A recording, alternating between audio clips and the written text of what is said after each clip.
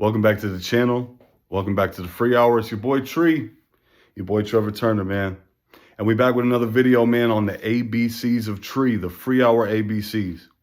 And today we're on the letter J. So today we're going to be talking about joy. This one is going to be a really simple video. It's going to be really short. It's going to be really to the point, man, but it's going to be extremely powerful.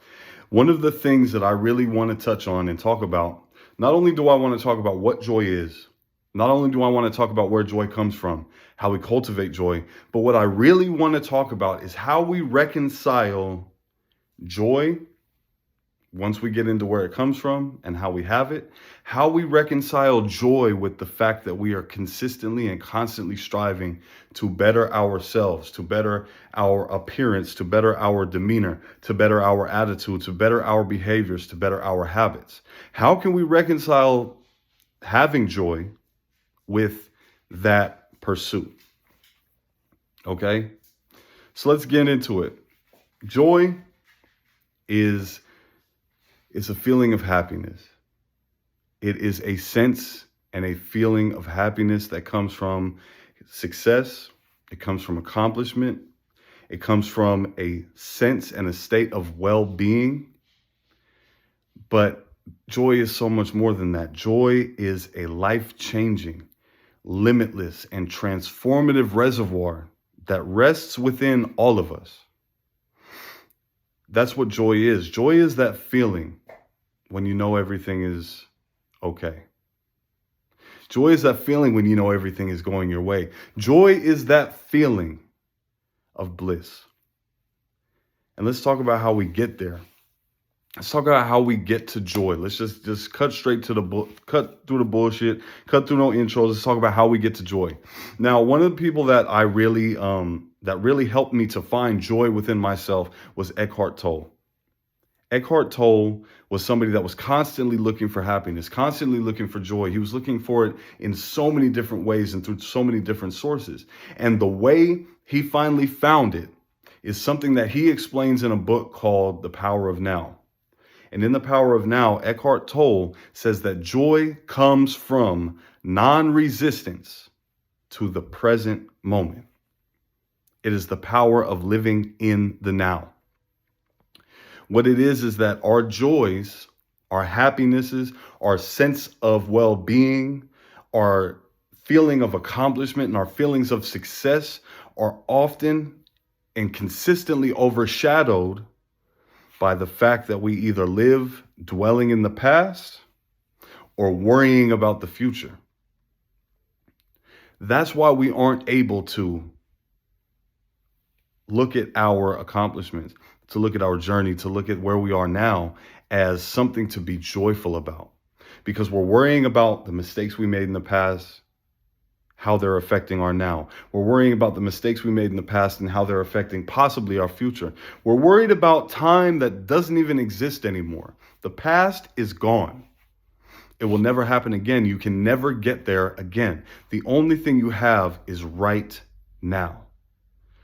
The future doesn't even exist yet.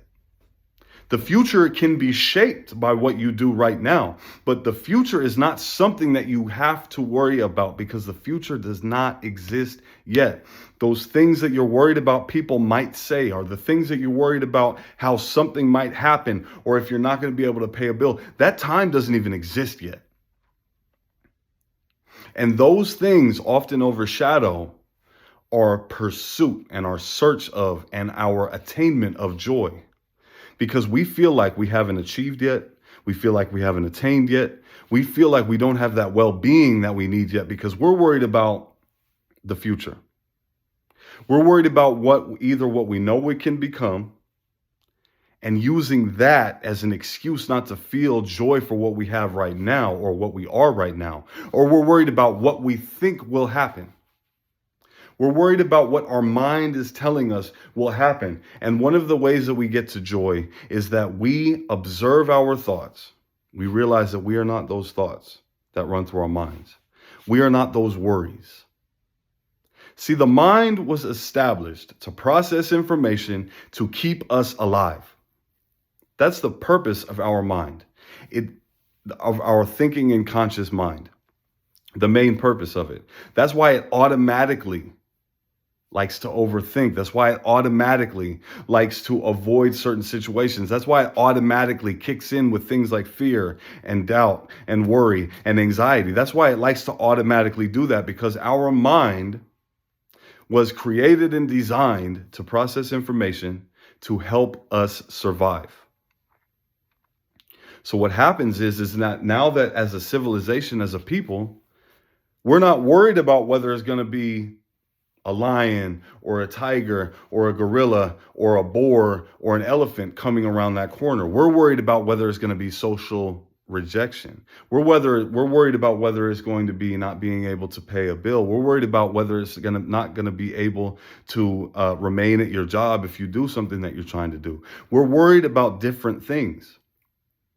And one of the things that happens is that we overblow and blow out of proportion a lot of things, because we know that at certain times social rejection meant death. Now it does not. We knew that losing your job meant death. Now you can go find another job. We know that paying a bill will hurt your security in the short term, but we know that ultimately and eventually, those are situations that we can get over. But your mind is going to make it seem like this is the difference between life and death. Your mind is going to put those things in that perspective. And what happens is that you either live in the past, thinking about the mistakes that have caused you to get into this messed up situation now, or you live in the future, which doesn't even exist yet, thinking about the things that could possibly harm us, thinking about the things that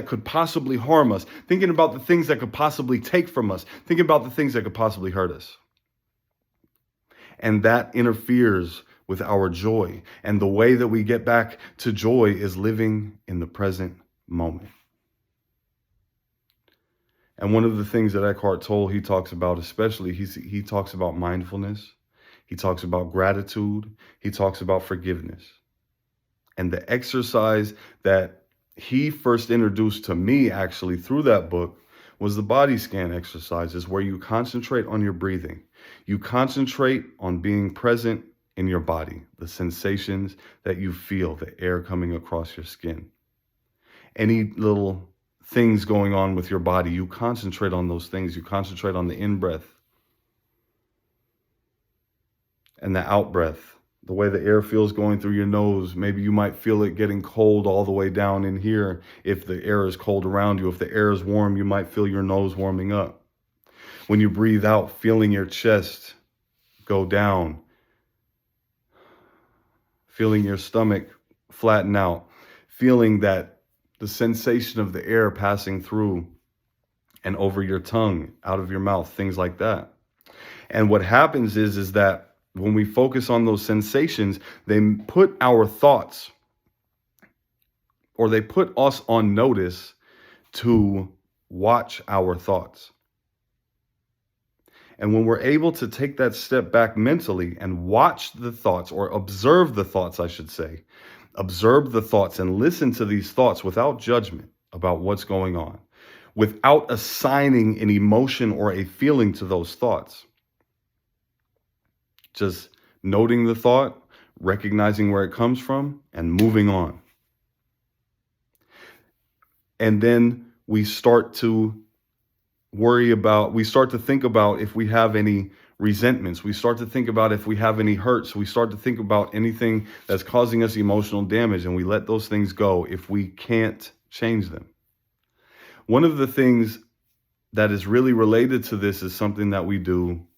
I started going to NA meetings and stuff, and, I've been doing the, drug rehabilitation stuff, the in prison, out of prison, all of that. One of the things they're big on is the serenity prayer. And the serenity prayer comes basically from being conscious and being present in the now.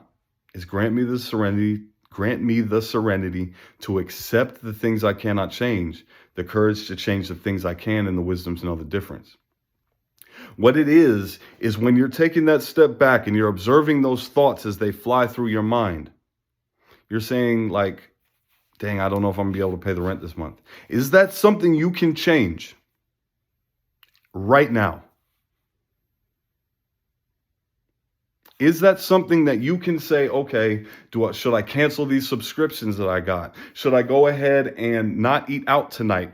Should I go ahead and do this instead of this tonight? Is it something that you can actually and reasonably do something about right now? Then do it. Or start to make plans to do it. And if it is not, then let it the fuck go. Period.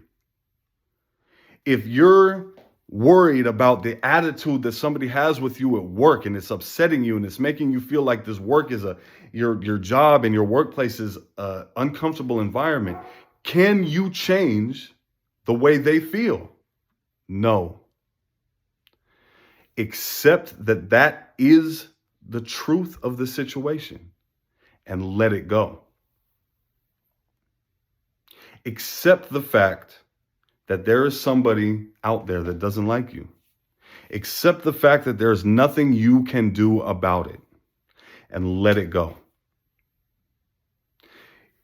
A lot of people your joy will get interrupted because you're thinking about a job that you have to go to on Monday on your day off. You're thinking about it on Friday night and it's upsetting you on Friday night. You don't even have to get there until Monday. There may be something that you can do about it on Monday, but you can't do anything about it right now, so let it pass.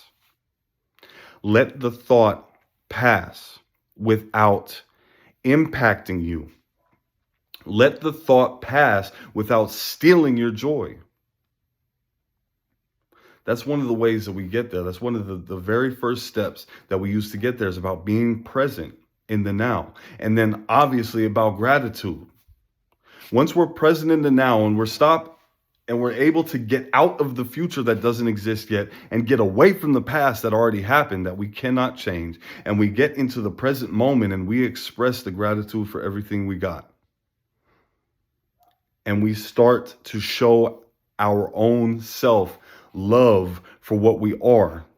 That is when we can get to joy. Because joy is about being confident, comfortable, and accepting of who, what, and where you are at this very moment right now. That's how we get to joy. And here's how we're going to reconcile it. Here's what I've been leading to. Here's how we're going to reconcile it. I touched lightly on that other stuff. Here's how we're going to reconcile it with our journeys that we're on, our constant and consistent progress and journey and desire to make ourselves better. Here is how we're going to reconcile that. Being confident, being comfortable, being accepting, and loving who you are, what you are, and where you are does not mean that you are not accepting the fact that there are things you want to change.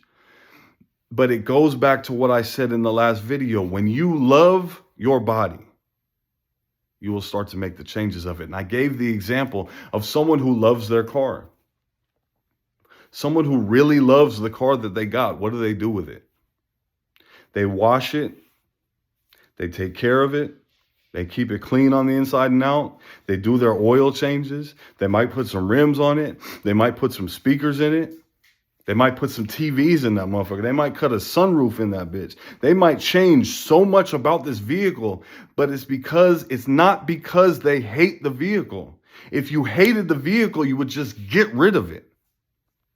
You'd be like, I hate this motherfucker. I don't want to do nothing with it. You would let that shit be dirty. You would let the engine blow up in that motherfucker. You hate it. It's the same things with our bodies. It's the same things with our minds. It's the same things with even something as simple as getting a haircut. Because you love yourself and the way you look, you will maintain it. You will improve it. You will constantly work on it. And that is something that is actually directly in line with joy. Joy is about accepting who you are, where you are, what you are, being comfortable with who you are, where you are, what you are, being confident. And knowing that you can love yourself enough to improve yourself and make yourself better. And that first step to doing it brings us that feeling of accomplishment, brings us that sense of well-being, and it brings us that joy. Every day that you go to the gym, every day that you eat something that you know is going to help you improve what you love.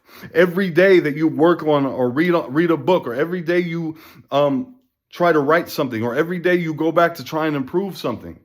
Every day you're even working on your home, or if you paint your room, if you paint a room in your home, every day you do an oil change on that car, that's realizing that you love that thing, or you love yourself enough to improve, to maintain, and to work on it.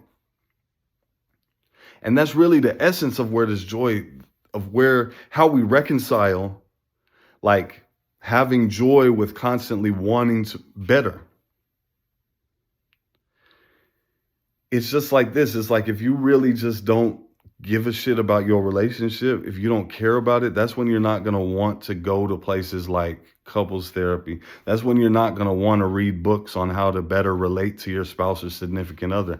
That's when you're not going to want to work on things. That's when you're not going to want to think about how you communicate with each other. That's when you're not going to want to think about what your love languages are and how you relate to those people better, and how you make things better for the both of you. When you really care about your relationship and you just love the idea of, and you're thankful for your relationship, what happens is that's when you will start to let that joy kick in to help you, motivate you, and bring you to improving it. And it's just as simple as that. That's how we reconcile joy with our constant desire to do better, to be better, to dream bigger, to achieve bigger. That's how we get there. That's how we do it. And it's just as simple as that. Man, like I said, this is going to be a short video, man. It's only about 15 minutes or so. But yeah, joy. It is that transformative. It is a reservoir of life-changing energy that comes, that's already there. Once we get to the point where we can accept and be happy with who we are. Because there are certain things that we cannot change, period. And one of the things is that a lot of us are so caught up on things that we can't change, that we can't do nothing about. And I know that as a society, we're like that. We look at people's genetics and we say, like, that person is better because of their genetics. That person is better because of the way they look, or that person is better because they're this instead of that. And one of the things we got to do is we got to get out of that as an individual and say, you know what? That person isn't better than me because they look like that, or they're taller than me, or they're this, or whatever the case. They're just different. That person isn't any more valuable to me than I am. Like in the scheme of certain things, that person might seem more valuable because of the reaction they get from other people, but let that reaction change. Let them mess up. Let them do something wrong. Watch how quickly that reaction changes. Do you think that person is still going to be as valuable to other people? Or do you, and just because of, and we don't find joy from other people. We don't find joy from outward circumstances or outward reactions. We find joy within us. And we stop comparing ourselves to other people. We stop looking at what everybody else got, what everybody else is doing, how fast somebody else is going, or how slow somebody else is going, or how much smarter somebody is than us, or how much better looking somebody is than us, or how many women this dude got that we don't got, or why we feel so lonely because we don't have who we think we want. We have us. That's enough. That should always be enough, because you should be confident, comfortable, and accepting of who you are, where you are, and what you are. You need to get to that point. And using the stuff that we was talking about in the video, that's how we get there. That's how we get there, man. Stop trying to live in the future. Stop worrying about the past. Live right now. Start to measure your time and your activities in minutes, not days, not hours, not weeks, in minutes. Be mindful of what it is you're doing. Be mindful of how it is you feel. Be mindful of whether you're comfortable with yourself, and be mindful of why. Be mindful of what those thoughts that are running through your mind are saying. You don't have to judge them. You don't have to be like, wow, that thought was crazy. I don't understand why I had that thought. Just watch what those thoughts are saying. That is the first step to it. And after you get to the point where you can make yourself the observer of your thoughts and get to the point where you separate yourself from those thoughts and realize that those thoughts are not actually you. They are a product of a part of you that is trying to process information in a way that keeps you alive and keeps you safe. And sometimes it might be out of whack. And sometimes it might be off kilter. Sometimes it might be imbalanced. But what you do is when you separate yourself from that and observe those things, you can start to be more present in what's going on. You can start to be like, okay, that thought just came through. I realize that there's something going on up there that wants to make me feel some type of way about what's going on at work or what's going on at school or what's going on with a past relationship that just suddenly got brought up in my mind by a triggering thing. Or if you go to a place that you used to do something that you wasn't supposed to be doing at, and you get that feeling again where your hands start to get like this and you're just like, Or you go to a place like me. I drive by places today out and about and I'm just like, man, I used to pull up here all the time and sell bags to people. And what it is that I saw that thought. I saw it, I recognized it, and I let it pass. Some of these thoughts that come in, you can give a label to, but don't judge them. Just realize the source of where they're coming from. When that thought comes, that crazy thought that says, damn, like, man, these people are looking at me crazy. These people do the fear of rejection, doubt, insecurity. That's what it is. It has nothing to do with those people or the way they're looking at you. It has nothing to do with that place that you passed. What it is that your mind is trying to protect you from being hurt. It's trying to protect you from being rejected. It's trying to protect you and keep you safe. It's just out of whack a lot of times because we no longer live in that society where somebody saying they don't like you can get you killed like that. I mean, a lot of y'all don't. Like I've been around people like if somebody don't like you, you getting smoked.